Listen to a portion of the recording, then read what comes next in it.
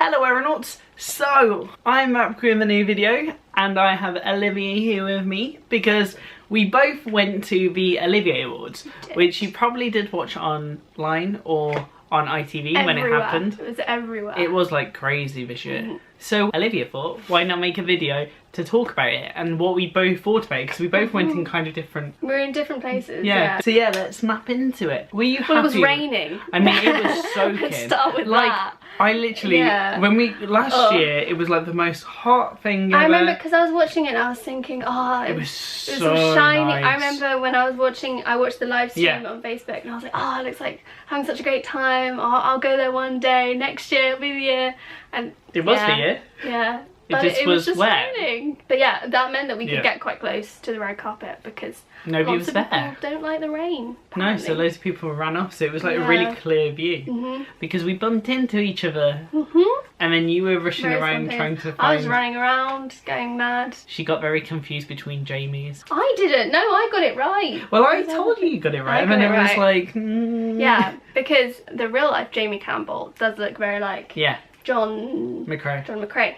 The thing with red carpets is it's so hard to pick people out when you see people, usually you know who they are. If you see someone online, you're like, oh, that's this person. But when you see a famous person in real life, like, you can't quite think, oh, is that someone who looks like them? Or am I recognising them because I know them? Or is that the real person? And then you can't think for the life of you who they are. Yeah, and you're like, I've seen you in... I always go, I've watched them in something. Yeah. But I don't know what. And you can't go up to someone and be like, I know you. And they'll be like...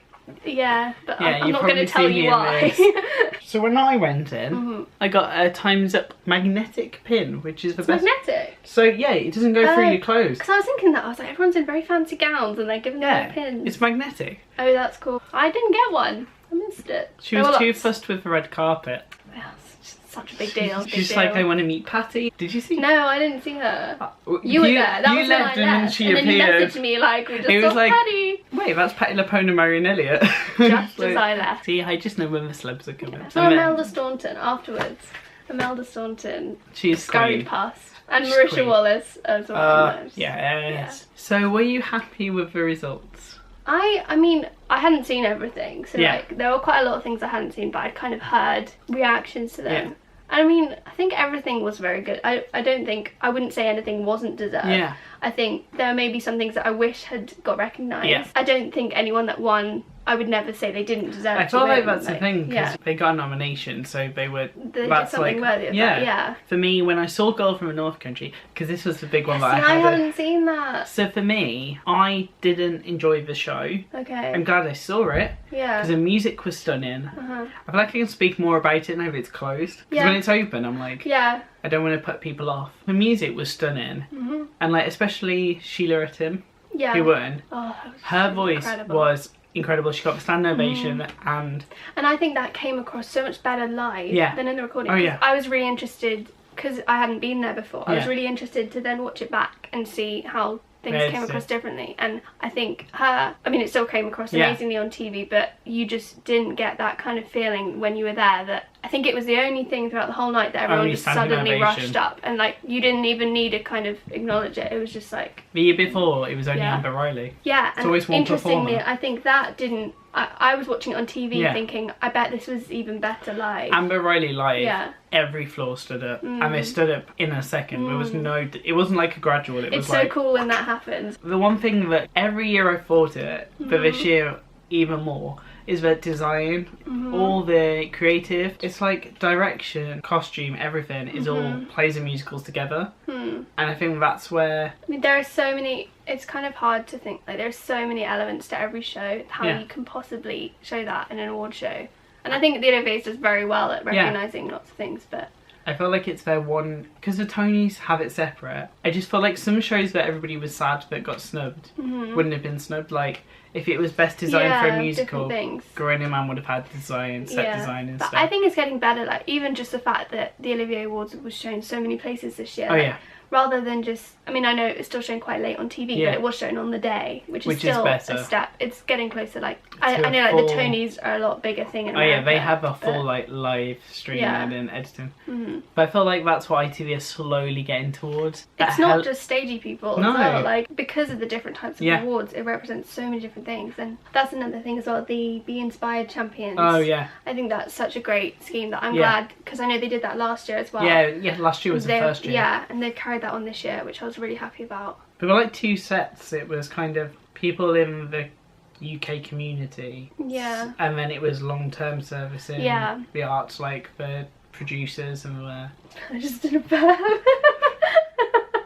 This is why I love my filming videos. I get so many extra moments to feature. Hey, what I was going to say was, the only thing that I was kind of... Because I know they changed the order of stuff on TV. But they cut out the Dreamgirls, their announcement speech. Because they were the only... Usually at award shows, people kind of come out and they do sort of cheesy jokes and you think like, oh, okay. And there wasn't much of that, really. It was pretty... I mean, like, Jason Robert Brown was really funny. And there are a few others. Oh, and Cuba Gooding Jr. with the Chicago Girls. Yeah, but like, they cut out... They sung their introduction that it was probably just and the award goes to, or I can't remember, but it was something like that. It was great, and it was such a kind of, I think that it's got such a massive little stagey moment. Well. And it's just annoying that they cut that. I always feel like when they change around the order of everything, it's really weird watching it back because you. Well, I think some people were freaking out that they'd cut Sheila Etim's performance. I think maybe they'd put it later or something, so people were like, oh no, they can't cut it because it was the biggest. Yeah. I mean, what would you say was your favourite performance? You know what, I felt like it was hers just because I went in having my own personal, like, it wasn't my most loved show of this season. So for me, when I knew they'd be performing something, I thought the music's great, but it's not going to be like the standout moment. Yeah. And then she performed and threw in these crazy little extra notes, and I was like, well, and even like in the space, like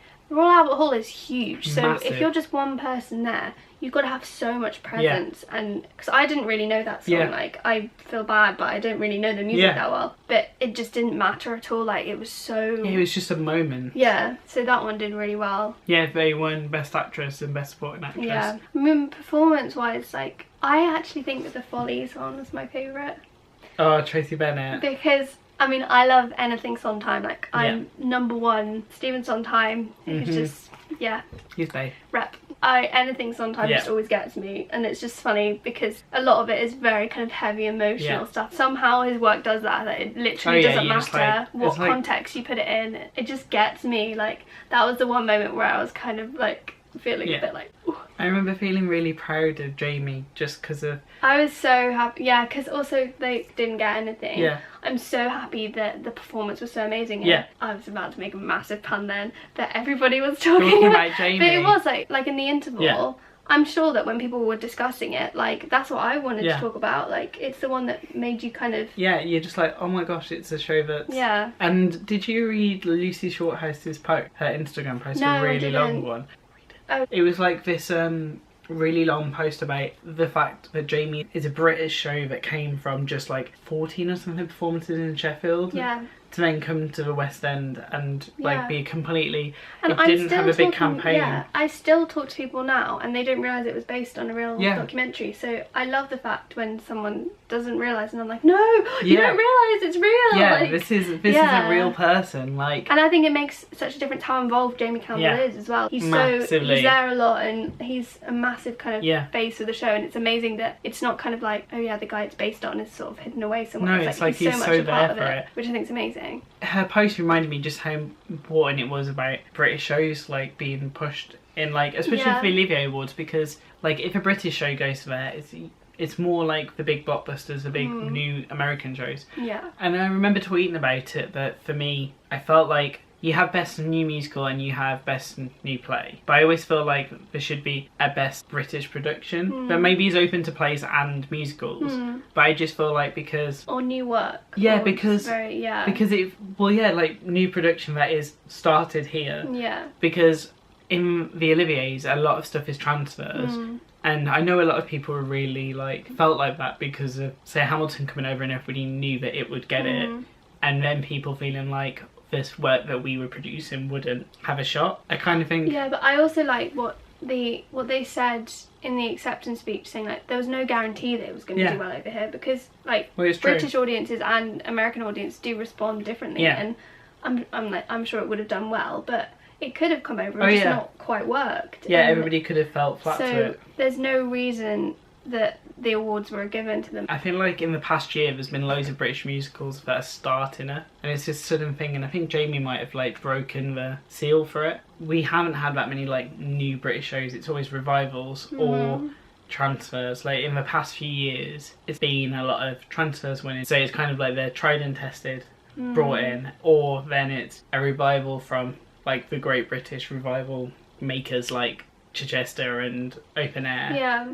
But then it's so cool to see a show that's literally brand new, British made, proving that British composers can equal it, and then just see it together. And it is good that it's just known so much more now, that places like Chichester and Sheffield and all these regional theatres, like amazing stuff is going on there, and it's just that occasionally that happens to transfer and then people can see it. Like so often there are amazing regional things that don't necessarily transfer, all the but time. It just depends really. But yeah, it's nice that now when something goes into a regional theatre, I think people are a bit more optimistic, thinking like, well, that it could transfer, and people are investing a lot more, like places like Leicester. And Leicester's become like Leicester a massive deal now. Incredible. I was about to say a really geeky thing, like how great is the UK train network, that you can just get on a train and go. But it's true. Yeah, like, people moan about trains, but I think it's good. You can get to some like... I can't start having a conversation about how much I love trains. TfL, sponsor me. I mean, every stage person would want that. Yeah. I'm trying to think now of all like Hope Mill's become such a big place for transfer. And I think that is West unique End. to the UK as well, because obviously with America, like, you kind of have such a massive theatre scene, obviously in Broadway in New York, and I mean I know there are in other states as well, but like you feel like there must be a lot of people who, because of how big it is, just think like, oh well, I'm never gonna access that theatre. And I know things go on tours and stuff, but I think because we're a small little island, it's nice knowing that there are all these different networks. So quickly you can get to. Yeah. And it's cool to see places like, especially when anything from like Birmingham or the Midlands comes, I'm like, you did well, because Birmingham Rep is such a good theatre in producing the house. Like they worked on Nativity that came last Christmas, and it's coming again this year, so it's like seeing this brand new musical that did great when it did it, and then being like, oh, it's going to come back. Like, Panto! Can I talk about Panto? Yes. I am so happy that Dick Whittington won. It just makes me so happy that it was at the Palladium, and his reaction made me laugh so much. It was just the most innocent, just like just seeing that on a big screen, his jaw just dropped. It was just amazing, and because Panto is hard, like, and people don't realise fun of it, it's and good. It's like, no, it's a proper skill, like, and it's so important with the amount of people, like, they may never have been to see a show before, so it's really important. Panto's like the big stepping stone for a lot of kids. The first thing they see is a panto, because it's a lot more interactive, a lot more, they respond to the audience, they let them involved with it, the story's a lot more simple, just because it's that stepping stone into theatre. Elaine Page's performances and everything, and Julian Clary was hilarious. Well, what makes me laugh is that the category it was in was like family entertainment or something. Mostly adults going. Like, it's very rude. It's adult jokes. I loved it, because I didn't see this one, but I saw Cinderella. It was just amazing, because thinking like, I loved being in a room knowing all of these kids have no clue what's going on up there, but they're still loving it, and that doesn't matter. It's that beautiful like thing that so much goes over their heads. There are about 3 different shows. One kind of for like the little kids enjoying the sort of big spectacle and the singing and dancing. One kind of for the people with dirty minds. And then, I don't know, old ladies. I don't know, maybe 2. And we're back. And we're back. We filled up the storage because we talked a lot. And the bit we haven't spoken about is how to get a ticket, because it's not just invited. Because a lot of people think that I used to think that, because I was thinking, oh, I'll never go to that event, and then I realised you can just buy a ticket. Like they release, I think it's like 1,000 tickets, so it's normally in the upper tiers, because that's what we did, because I went with my parents. I think most of the stalls are all like nominees or friends of nominees. And then the tiers are normally the casts, because last year I was sat up there, and we had the cast of the girls sat with us. Hamilton were next to us, where we were, yeah. They're all like in the corner, like going crazy. Because they go up and then go back down. When my parents went and removed the opera house, they were sat by like the cast of Once and everything. Oh, cool. So what were your favourite moments of the night? I mean, Jason Robert Brown coming out was just really funny. It was like how he said that he didn't know why he was. He was just so like, oh hi guys, hi. Oh yeah. He was like, this is. He's just funny. I like him. And his concert was amazing. Yeah. I'm really jealous. And then also, not Sam Mendes, but the first guy that accepted the award. Oh, for the Ferryman, just was really funny. Yes. Just talking about like the award breaking, and he was just being so real. And I think also it made a difference because that was the first acceptance speech of the night. So I think everyone after that felt like they didn't have to kind of put on a persona to accept the award, because he just came up like, oh thanks. This is a thing. Oh yeah.